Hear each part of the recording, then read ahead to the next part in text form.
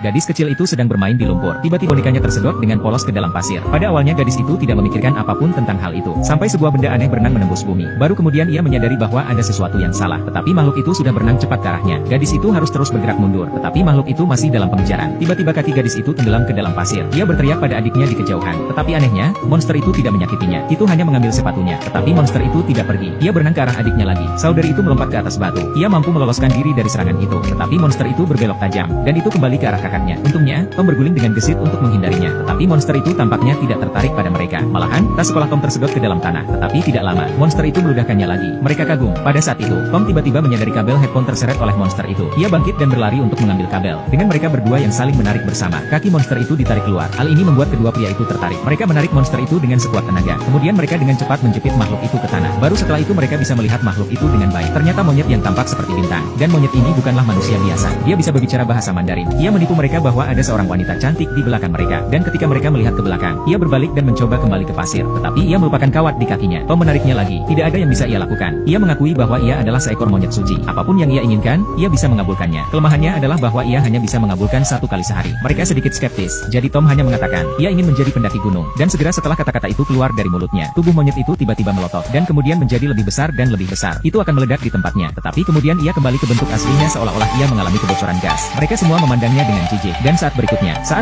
saudaranya memanjat seperti Spider-Man, memanjat permukaan tebing. Dan itu lebih mudah daripada berjalan di darat. Tetapi sedikit yang mereka ketahui, bahwa keinginan itu akan berakhir saat senja. Pada saat Tom menyadari bahwa dia terjebak di tengah jalan di atas gunung. Untungnya, Lassie berlari ke atas, dan menariknya dengan tali. Keesokan paginya, para pria menemukan monyet itu lagi, sebagai imbalan untuk pelat baja, untuk membuat harapan yang hanya bisa diimpikan oleh semua orang.